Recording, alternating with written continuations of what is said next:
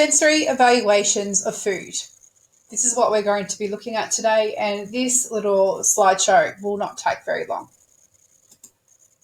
Our senses. We use our senses to form opinions of food products. We normally use 4 different categories, and we call these categories sensory properties. They are appearance, aroma, texture, and taste. Here's a concept map of what it looks like all together. Appearance, aroma, texture, and flavour, or taste. These words can be used interchangeably. They mean the same thing. We know that certain things should look a certain way, and based on appearance, we make a judgment very quickly. It's probably the first thing that we do. Okay, so based on an appearance, we will actually make a judgment. Okay, and then sometimes aroma comes in, and then after that, it'll be the texture and the flavours. Okay, and not necessarily in that order. It might be flavour then texture, depending on who you are. Let's look at appearance. Appearance. We have preconceived ideas of what something should look like. Okay, so tomatoes should be red. Okay, apples, depending on what variety you like, could be red, green, or a golden colour. We don't have purple apples. Okay, we traditionally have purple carrots. Orange carrots. Sometimes we can get purple carrots. If you've never had a purple carrot, though, you may be going, no, I can't do that. That's weird. Okay, so colour plays a huge part. Shape also plays a part. It is a really easy way and a good way to be able to describe something by its shape. Okay, just going back to colour for a moment, I did forget to mention that colour plays an important part because we can also determine whether something is ripe or unripe, or bad, cooked or not cooked, based on its colour. Okay, really important one to remember. Next one, aroma. Aroma plays a part because it kind of comes with the appearance. We see and we sense that one first. Okay, so we can always smell fresh baked bread, or we can smell coffee from a distance. Do you know what I mean? We can smell the crackly, beautiful scent of cooking bacon. Okay, so those things happen fairly quickly. Sometimes we can smell something before we can see it. Some smells are unpleasant, like something burning. Okay, some smells are really nice and enjoyable. Now, aroma plays a huge part in the sense that if you've had something that smelled a little bit funny, but you ate it anyway, and then you were sick, trust me, you're probably never going to touch that food again. Okay, so everything kind of plays into each other.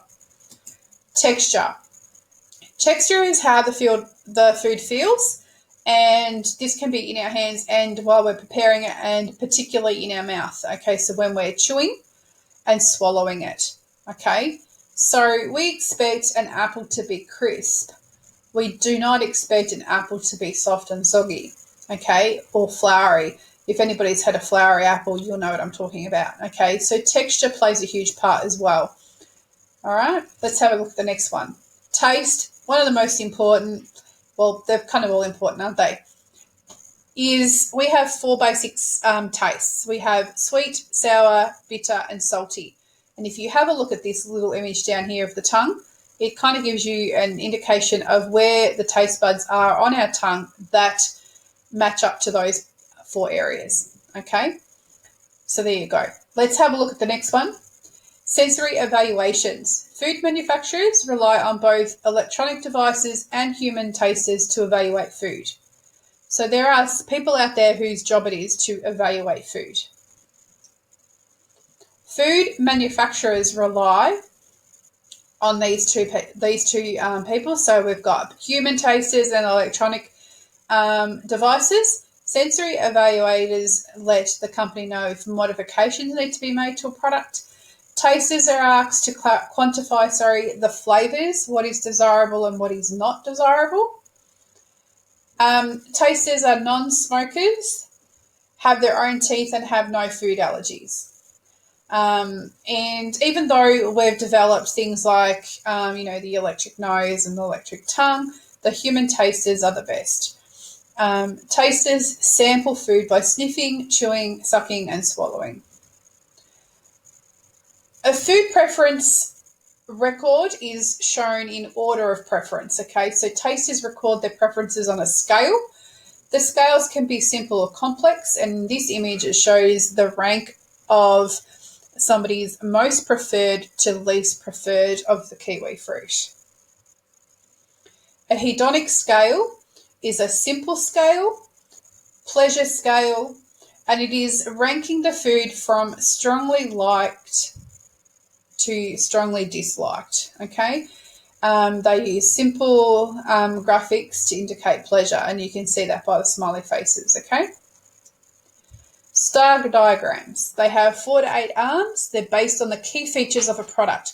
So if something is meant to be a soft chocolate bar, you would want that to rate high. Okay, these are usually used by professional taste testers.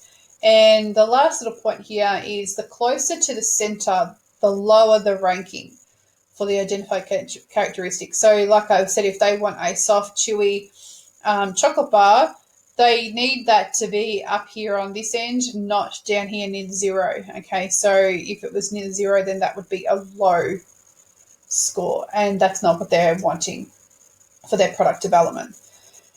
So on the next couple of slides, we're going to be looking at words to use to describe foods in your evaluations, and there are words not to use. So don't use the words nice, great, yum, yuck. They mean a million different things to a million different people. Okay, so let's try and keep it very topic related. Okay, so let's have a look at what I mean by that. So these are words to describe appearance. We have appealing, balance, broken, clear, colourful, curdled, dull, flat, glazed, golden brown, high, opaque, rough, shiny, translucent, transparent, watery, well-proportioned, well-shaped.